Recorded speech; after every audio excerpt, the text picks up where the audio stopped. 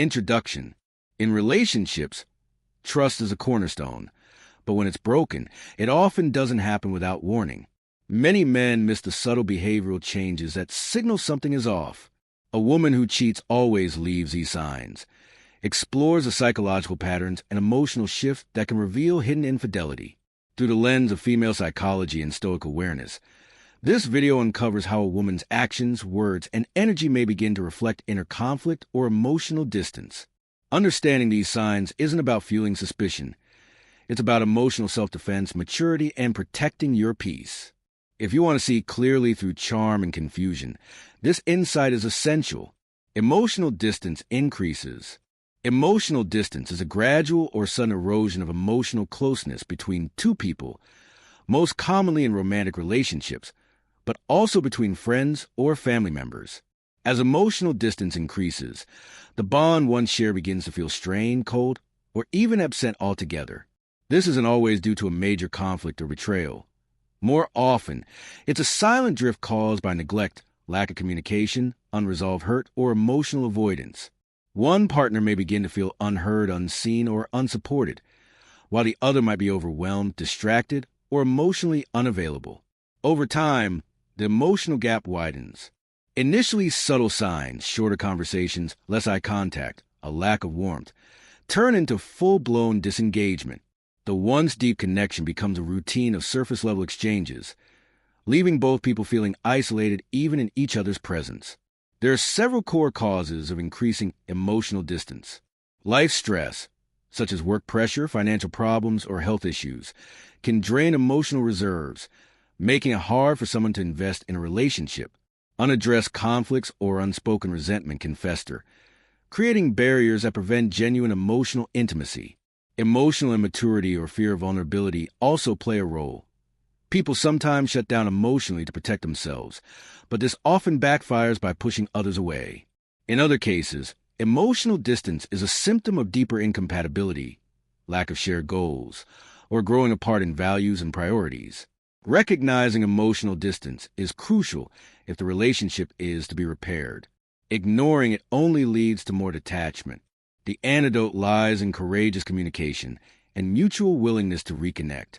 Partners need to create space for honest, non-blaming conversations. Sharing feelings without judgment, asking questions with curiosity rather than suspicion, and listening to understand rather than respond. Simple actions like making time for each other, expressing appreciation, offering physical affection, and validating one another's emotions can slowly rebuild the emotional bridge. Patience is key. Emotional closeness doesn't return overnight, especially if trust or connection has been worn down over time. Sometimes, external support is needed. Seeking couples therapy or relationship coaching can help uncover underlying patterns and teach new ways of relating emotionally. Emotional distance doesn't always mean the end. In fact, it can serve as a wake-up call to deepen intimacy, restructure the relationship, and become more emotionally aware individuals. But both parties must be willing to invest. If only one person is trying while the other remains shut down, the imbalance becomes emotionally exhausting. Ultimately, emotional distance is both a warning and an opportunity. It signals something is off, but also presents a chance to realign, repair, and rediscover the emotional closeness that may have faded. It challenges us to confront discomfort, face our emotional habits, and decide if the connection is worth rebuilding. In every relationship, emotional intimacy requires consistent care, like a fire that must be stoked to stay alive. When we understand this and commit to it, we don't just close the emotional distance. We build something stronger, more conscious, and more resilient. Sudden privacy obsession. A sudden obsession with privacy, especially when it emerges without clear reason, is often a psychological signal that something deeper is at play. While personal boundaries and a need for solitude are normal, a dramatic shift towards secrecy can indicate internal conflict, hidden guilt, or an attempt to hide changes in behavior, intentions, or relationships. This behavioral shift is especially noticeable in interpersonal dynamics, such as romantic partnerships, friendships, or professional collaborations. When someone who was once open begins locking their phone, becoming defensive about personal space, or avoiding certain topics with unusual urgency, it's rarely random. Often, This change reflects a growing sense of disconnect between their private reality and their public interactions. In relationships, a person's abrupt need for privacy can be a protective mechanism for concealing something they know would not be well received, be it emotional distance, disloyalty, or emerging resentment. It may not always signal infidelity or betrayal, but it does point to an emotional withdrawal. This form of isolation is how many people attempt to regain a sense of control or freedom when they feel suffocated or conflicted. Privacy becomes a wall, a buffer between their internal struggle and external accountability. The more secretive they become, the more difficult it becomes to engage in honest dialogue, leading to suspicion, confusion, and emotional disconnection. From a Stoic perspective, it is essential to observe such behavior without immediate judgment. The Stoics believed in responding with reason rather than emotion. If someone close to you suddenly becomes secretive, approach the situation with calm inquiry, not confrontation. Ask yourself, is this behavior rooted in fear, shame, or stress? Could there be external pressures they are facing that they haven't shared? Is their need for privacy a temporary phase of personal growth or self-preservation? These questions can guide you toward understanding rather than conflict. At the same time, Stoicism teaches that your peace should not be dependent on another's transparency. If someone's sudden privacy obsession disturbs your sense of trust or connection, your responsibility lies in clearly expressing your boundaries and emotional needs without demanding control over theirs. Mutual respect is key. If openness no longer exists and the relationship dynamic shifts into secrecy and avoidance, then you must decide, with calm dignity, whether to stay, communicate, or let go. The truth often reveals itself not in what people say, but in what they try to hide. Ultimately, not every obsession with privacy is a red flag. Some people need space to process emotions or reclaim their individuality. But when secrecy becomes a pattern that replaces intimacy and communication, it must be addressed. Understanding this shift requires emotional intelligence, patience, and the courage to confront difficult truths. Whether you're the one becoming more private or on the receiving end of someone else's walls, the key is to reflect inward first, then act outward with integrity. Clarity begins not with exposure of secrets, but with the revelation of your own values and willingness to face reality as it is. Change in routine or habits. A change in routine or habits, though often uncomfortable, is one of the most powerful indicators of transformation and self-awareness. Human beings are creatures of habit. We build routines to maintain order, reduce decision fatigue, and create stability in our lives. But while consistency can be comforting, it can also become a trap, one that blinds us to personal growth, limits potential, and suppresses deeper awareness of ourselves and the world around us. Change, whether intentional or forced by circumstances, acts as a mirror that reveals how attached we become to certain patterns and how those patterns shape our identity, productivity, and emotional well-being. When someone begins to change their habits, waking up earlier, eating healthier, cutting off toxic relationships, spending less time on distractions, it's often a sign that something deeper is shifting inside them. Perhaps they've experienced a realization, a disappointment, or a sense of urgency about their time and goals. These changes may seem small on the surface, but they often indicate a restructuring of values, priorities, and emotional boundaries. For example, a person who once sought constant validation on social media may begin to reduce their screen time, not because they hate connection, but because they're learning to validate themselves internally. A person who previously feared solitude may start enjoying quiet walks alone, revealing inner peace or emotional independence. However, change in routine is rarely easy. The old self resists it. The body craves what is familiar, and the mind creates fear-based narratives about what could go wrong. That resistance is part of the process. Learning to observe the discomfort without giving in to it builds mental resilience. In fact, this stage of tension is often where the most growth happens. It teaches discipline, self-regulation, and the ability to choose long-term fulfillment over short-term comfort. Each time you replace a self-sabotaging habit with a constructive one, you're proving to yourself that you are not a prisoner of the past. You are an active participant in shaping your future. Moreover, changes in habit reveal the invisible forces influencing our behavior. Social circles, environments, emotional triggers, and even our beliefs all play a role in shaping routines. When we step outside our regular patterns, we can begin to see these influences more clearly. A change in habit can expose dependencies, highlight inner conflicts, or reveal neglected passions. It creates space for self-reflection, allowing us to question, why do I do this? And who am I becoming through these actions? In this way, change is not just external. It becomes a tool for inner evolution. Ultimately, changing your routine or habits is a courageous act of self-leadership. It signals to yourself and others that you are willing to grow, adapt, and step into discomfort for the sake of a better, more conscious life. Whether it's waking up an hour earlier, journaling before bed, or saying no to patterns that no longer serve you, every small change adds up. These shifts become the building blocks of your character, direction, and destiny. Unexplained guilt or mood swings. Unexplained guilt or mood swings can be disorienting and emotionally exhausting. They often appear without clear cause, leaving a person confused about their emotional state, and sometimes ashamed for feeling too much or too often. This emotional turbulence is more than just a mental disturbance. It can be a signal from the deeper self, pointing to unresolved issues, suppressed emotions, or chronic stress that hasn't been acknowledged. Understanding and addressing these inner experiences requires self-awareness, compassion, and intentional action. Unexplained guilt is typically rooted in distorted thinking or deeply ingrained belief systems. People who struggle with chronic guilt often carry emotional baggage from their past, perhaps childhood experiences, trauma, or being overly responsible in their relationships. This guilt arises not because they have done something wrong, but because they subconsciously feel responsible for others' emotions or outcomes. Over time, this manifests as a persistent low-grade sense of not being enough, doing too little, or being inherently flawed. Recognizing that this kind of guilt isn't tied to wrongdoing, but to internalized pressure, is the first step toward healing.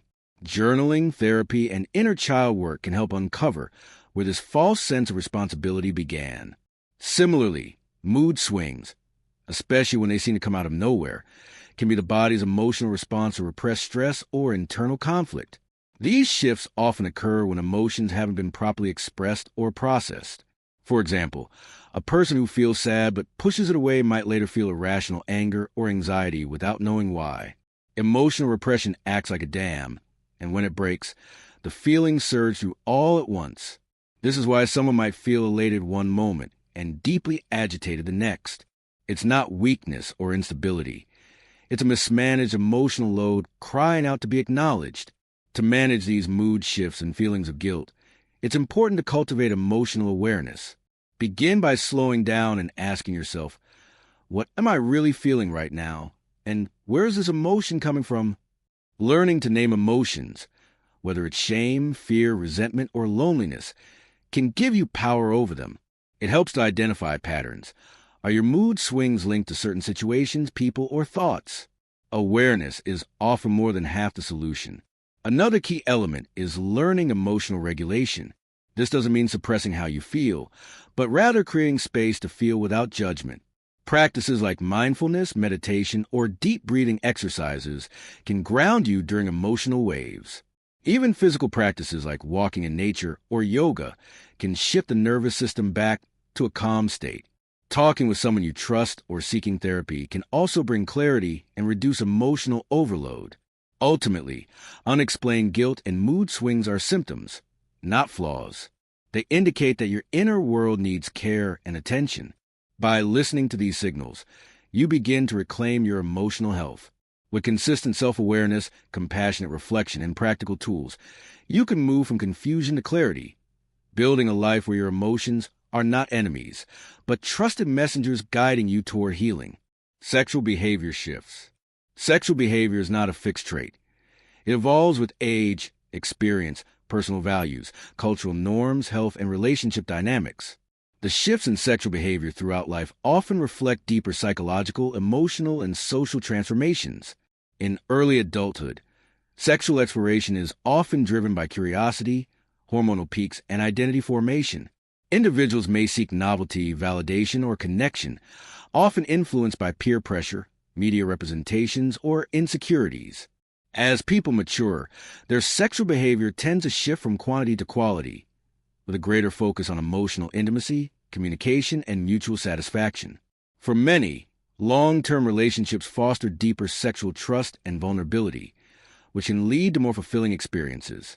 However, sexual desire may fluctuate due to stress, parenting responsibilities, or physical health changes. These variations are normal and not necessarily signs of dysfunction. In midlife, individuals often experience another major shift. Hormonal changes such as menopause or decreased testosterone may impact libido and performance, but they also open new dimensions of sexuality. For some, this phase is liberating, free from the pressure of reproduction or societal expectations, allowing exploration of new fantasies or forms of intimacy. Others may face challenges like body image concerns or performance anxiety. Open communication with partners, education, and sometimes therapy can help navigate this transition. Additionally, life events such as divorce, loss, or illness can radically shift one's sexual outlook and behavior, sometimes triggering sexual reawakening or, conversely, a withdrawal from sexual activity. In older adulthood, sexuality may become less about frequency and more about emotional connection, touch, and companionship. While physical limitations may arise, many older adults report satisfaction in their sexual lives, often because of stronger emotional bonds and self-acceptance. Contrary to popular myths, aging does not extinguish sexual desire. It transforms it. Adaptation becomes a key. What once was defined by performance might now be redefined by presence, affection, and meaningful connection. Furthermore, societal attitudes are slowly shifting to recognize that sexual expression remains a vital part of life well into old age. Cultural and technological factors also drive changes in sexual behavior.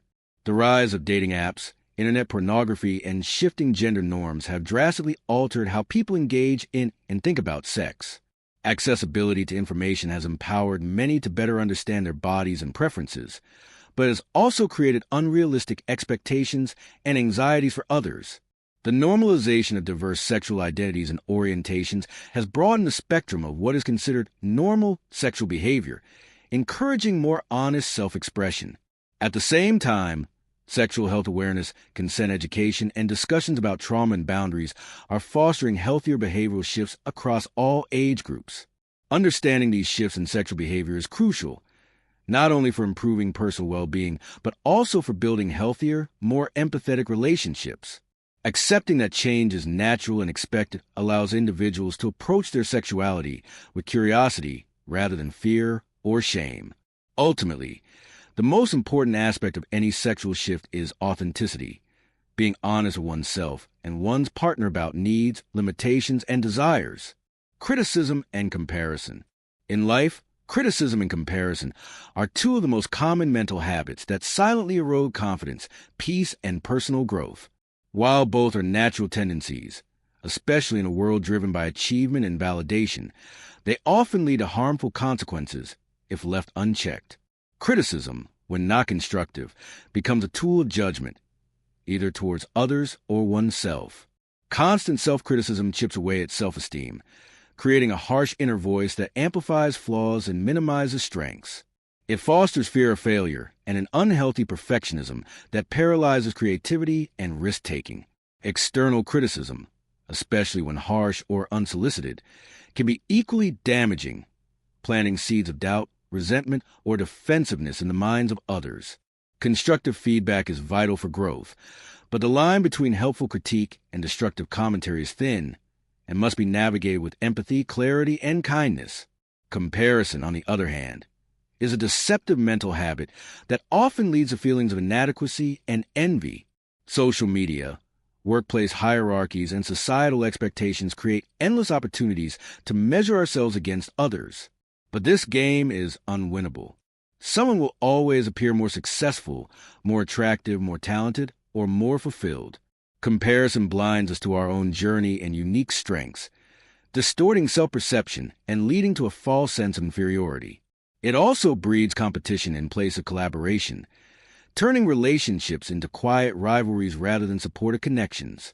Worse still, when we compare ourselves to others, we usually see only the highlight reels of their lives, not the struggles, failures, or sacrifices behind the curtain. To live a fulfilled and authentic life, one must learn to break free from the toxic loop of criticism and comparison.